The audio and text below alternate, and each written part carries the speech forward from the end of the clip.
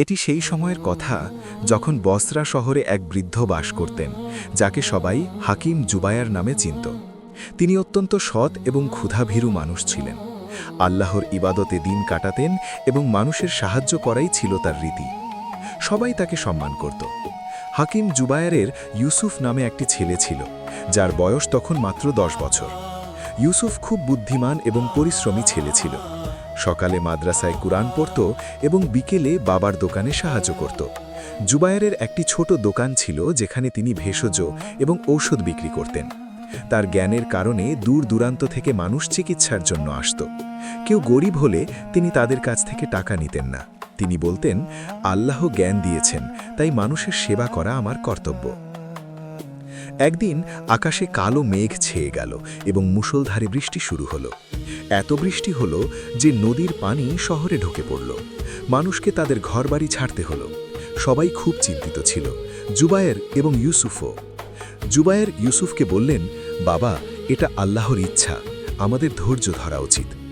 ইউসুফ জিজ্ঞেস করল, আব্বু, যদি আল্লাহ মেহেরবান হন তবে এত কষ্ট কেন দেন? জুবায়ের হাসলেন এবং বললেন, আল্লাহর প্রতিটি কাজের পেছনে এমন হিকমত বা প্রজ্ঞা থাকে যা আমরা শুরুতে বুঝতে পারি না। বৃষ্টি থামলে তারা দেখল যে তাদের দোকানের ছাদ ধসে পড়েছে এবং সব ওষুধ নষ্ট হয়ে গেছে। কিন্তু জুবায়েরের মুখে কোনো দুঃখ ছিল না। তিনি বললেন, আল্লাহর শুকুর, আমরা সুস্থ আছি, দোকান তো আবার তৈরি হয়ে যাবে। ইউসুফ বুঝতে পারল না যে আব্বু এত খুশি কেন। জুবায়ের বোঝালেন, বাবা, যখন কোনো বিপদ আসে তখন তাতেও আল্লাহর কোনো হিকমত থাকে।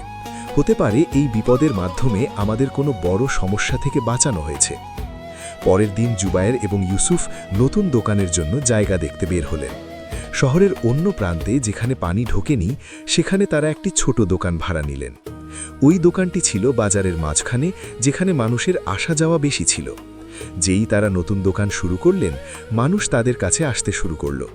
পুরনো জায়গার চেয়ে এখানে বেশি মানুষ আসত, কারণ এটি বাজারের ভেতরে ছিল। জুবায়েরের ওষুধের নাম দূর দূরান্ত পর্যন্ত ছড়িয়ে পড়ল। কিছুদিনের মধ্যেই তাদের আয় আগের চেয়ে দ্বিগুণ হয়ে গেল। এক বিকেলে দোকান বন্ধ করার সময় ইউসুফ আব্বুকে জিজ্ঞেস করল, আপনি কি আগে থেকেই জানতেন যে এসব ভালো হবে? জুবায়ের উত্তর দিলেন, না বাবা, আমার শুধু আল্লাহর উপর ভরসা ছিল। যা কিছু হয় তাতে আল্লাহর হিকমত থাকে। কখনো সেই হিকমত সঙ্গে সঙ্গে বোঝা যায় না, কিন্তু সময়ের সাথে সাথে তা অবশ্যই বোঝা যায়। কয়েক মাস কেটে গেল। জুবায়ের এবং ইউসুফের নতুন দোকান খুব ভালো চলছিল। কিন্তু একদিন এক মুসাফির জুবায়েরকে একটি চিঠি দিল। চিঠিটি ছিল তার পুরনো বন্ধু আব্দুল্লাহর, যিনি মদিনায় থাকতেন। আব্দুল্লাহ লিখেছিলেন যে তিনি অসুস্থ এবং জুবায়েরের সাথে দেখা করতে চান। জুবায়ের সিদ্ধান্ত নিলেন যে তিনি মদিনায় যাবেন। তিনি ইউসুফকে বললেন, বাবা, আমি আব্দুল্লাহ চাচার সাথে দেখা করতে যাচ্ছি, তুমি কিছুদিন দোকান সামলিও, তোমার মা তোমাকে সাহায্য করবেন। ইউসুফ ঘাবড়ে গেল, কারণ সে কখনো একা দোকান সামলায়নি। ইউসুফ বলল, আব্বু, আমার ভয় লাগছে, আমি কিভাবে সামলাবো? জুবায়ের স্নেহের সাথে ইউসুফের মাথায় হাত রেখে বললেন, ভয় পেও না বাবা, আল্লাহ তোমার সাথে আছেন, আমি তাড়াতাড়ি ফিরে আসব। এই কঠিন সময়েও নিশ্চয়ই কোনো হিকমত আছে।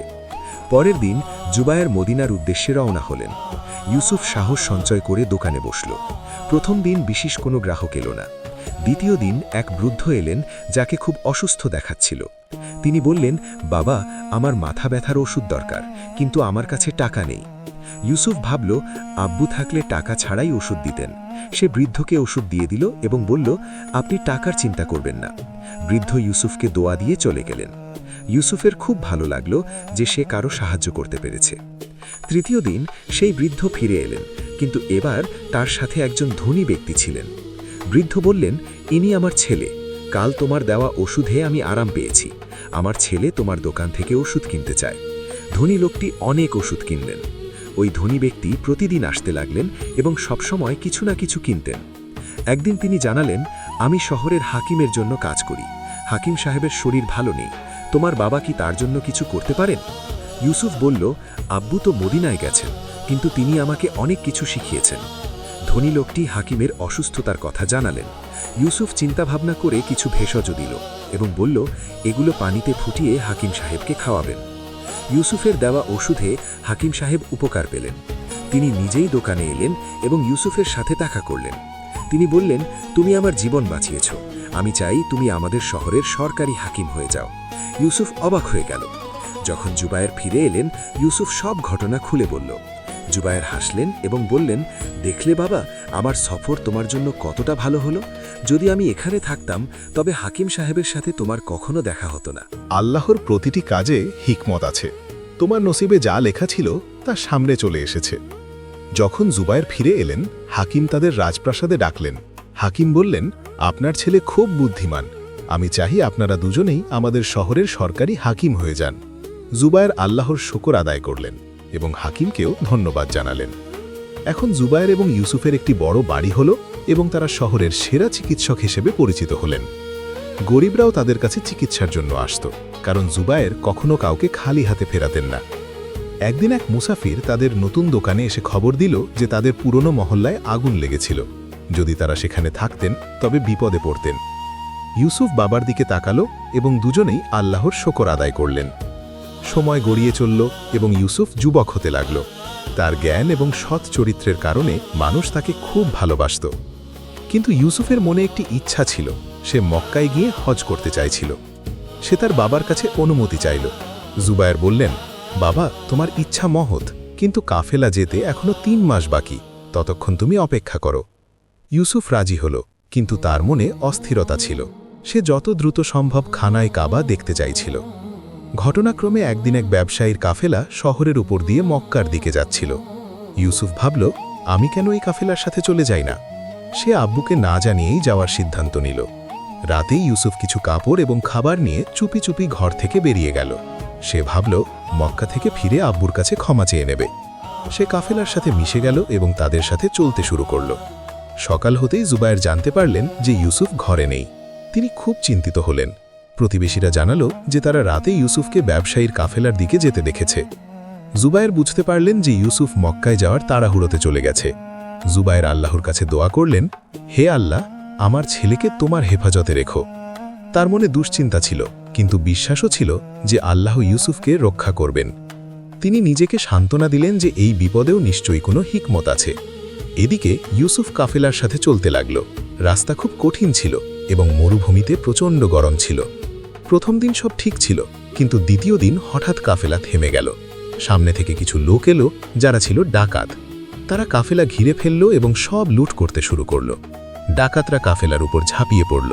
তারা সবার দামি জিনিসপত্র লুট করে নিল। ইউসুফের কাছেও কিছু মুদ্রা ছিল যা সে জমিয়ে রেখেছিল। ডাকাতরা তাকে ধরে ফেলল এবং জিজ্ঞেস করল, তুমি কে এবং কোথায় যাচ্ছ? ইউসুফ ভয় পেয়ে গেল এবং সত্যি কথা বলে দিল। ডাকাতদের সর্দার ইউসুফের কথা শুনে হেসে উঠল।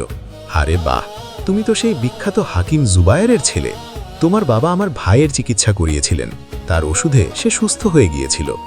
সর্দার তার সঙ্গীদের ইশারা করল ইউসুফকে ছেড়ে দিতে। ডাকাত সর্দার ইউসুফকে বলল, তুমি আমার সাথে চলো, আমি তোমাকে মক্কায় পৌঁছে দেব। ইউসুফ অবাক ছিল, কিন্তু তার কাছে আর কোনো উপায় ছিল না।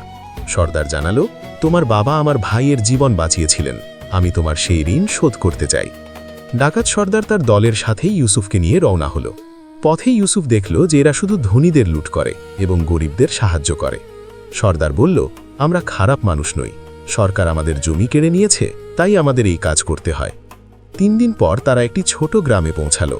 সর্দার ইউসুফকে বলল, গ্রামে মহামারী ছড়িয়ে পড়েছে, অনেক মানুষ মারা যাচ্ছে। তোমার বাবা হাকিম, হয়তো তুমি কিছু সাহায্য করতে পারো। ইউসুফ ভাবল, হয়তো আল্লাহ আমাকে এখানে কোনো উদ্দেশ্যে পাঠিয়েছেন। ইউসুফ গ্রামবাসীর রোগ পরীক্ষা করল। সে বুঝতে পারল যে পানিতে বিষ মিশে গেছে। সে সবাইকে পরিষ্কার পানি পান করার পরামর্শ দিল এবং বাবার শেখানো কিছু ভেষজ দিল। ধীরে ধীরে মানুষ সুস্থ হতে লাগল। গ্রামবাসী ইউসুফকে খুব সম্মান করতে লাগল। গ্রামের সর্দার খুব খুশি হলেন। তিনি ইউসুফকে বললেন, তুমি আমাদের জীবন বাঁচিয়েছ, আমরা তোমার কাছে কৃতজ্ঞ। সর্দার জানালেন যে ইউসুফ চাইলে 2 দিন পর রওনা হতে যাওয়া একটি কাফেলার সাথে মক্কায় যেতে পারে। ইউসুফের মনে হলো আল্লাহ তাকে এখানে আনার মধ্যে ভালোই রেখেছেন। যদি সে তার বাবার সাথে অপেক্ষা করত তবে এই গ্রামবাসীরা হয়তো বাঁচত না। সে আল্লাহর শুকর আদায় করল এবং একটি চিঠি লিখল যা সে তার বাবার কাছে পাঠাতে চাইল। ডাকাত সর্দার কথা দিল যে সে চিঠি পৌঁছে দেবে। সে বলল, তুমি চিন্তা করো না, আমি তোমার বাবাকে চিঠি দিয়ে দেব এবং তাকে জানাবো যে তুমি ভালো আছো। তোমাকে এখানে আনার জন্য আমি তার কাছে ক্ষমাও চেয়ে নেব। 2 দিন পর ইউসুফ একটি নতুন কাফেলার সাথে মক্কার উদ্দেশ্যে রওনা হলো। তার মনে শান্তি ছিল। সে ভাবল, আব্বু ঠিকই বলতেন, আল্লাহ প্রতিটি কাজে হেকমত থাকে। যা আমার কাছে বিপদ মনে হচ্ছিল সেটাই আসলে এই গ্রামবাসীদের জন্য স্বস্তি হয়ে এলো। নতুন কাফেলার সাথে ইউসুফের সফর আরামে কাটছিল। পথে এসে অনেক মুসাফিরের সাথে বন্ধুত্ব করল। একজন বৃদ্ধ ছিলেন যিনি প্রথমবারের মতো হজে যাচ্ছিলেন। তার শরীর প্রায়ই খারাপ থাকত। ইউসুফ তার যত্ন নিত এবং ওষুধ দিত। একদিন কাফেলা একটি বড় শহরে থামল। শহরটির নাম ছিল দামেস্ক। ইউসুফ ভাবল, শহরটা একটু ঘুরে দেখি এবং কিছু ওষুধও কিনে নিই। সে বাজারে গেল, যেখানে খুব ভিড় ছিল। মানুষ কেনাকাটা করছিল এবং দোকানদাররা তাদের পণ্য বিক্রি করছিল। বাজারে ঘুরতে ঘুরতে ইউসুফের নজর একটি দোকানের উপর পড়ল। সেখানে এক বৃদ্ধ দোকানদারকে খুব চিন্তিত মনে হচ্ছিল। তার কাছে অনেক পুঁটলি এবং শিশি ছিল, কিন্তু কোনো ক্রেতা ছিল না। ইউসুফ তার কাছে গেল এবং সালাম দিল। দোকানদার জানালেন, আমি হাকিম কাসিম। গত 40 বছর ধরে এই দোকান চালাচ্ছি। এখন আমার চোখের দৃষ্টি কমে গেছে এবং আমি ঠিকমতো ওষুধ বানাতে পারি না। আমার স্ত্রীও মারা গেছেন এবং কোনো সন্তান নেই। ইউসুফের হাকিম কাসিমের ওপর মায়া হলো। সে বলল, আমিও এক হাকিমের ছেলে। আমার নাম ইউসুফ। আপনি চাইলে আমি আপনাকে সাহায্য করতে পারি। হাকিম কাসিম খুশি হলেন এবং ইউসুফের কাছে ওষুধ বানাতে সাহায্য চাইলেন। ইউসুফ কিছুদিন হাকিম কাসিমের সাথে কাজ করল। সে তার ওষুধগুলোকে আরও উন্নত করল এবং তাকে নিজের বাবার নুস্খাও অর্থাৎ প্রেসক্রিপশন বা পদ্ধতি শেখালো। হাকিম কাসিমের দোকানে আবার ক্রেতা আসতে শুরু করল। তার মুখে হাসি ফিরে এলো। কাফেলাকে সামনে এগোতে হতো।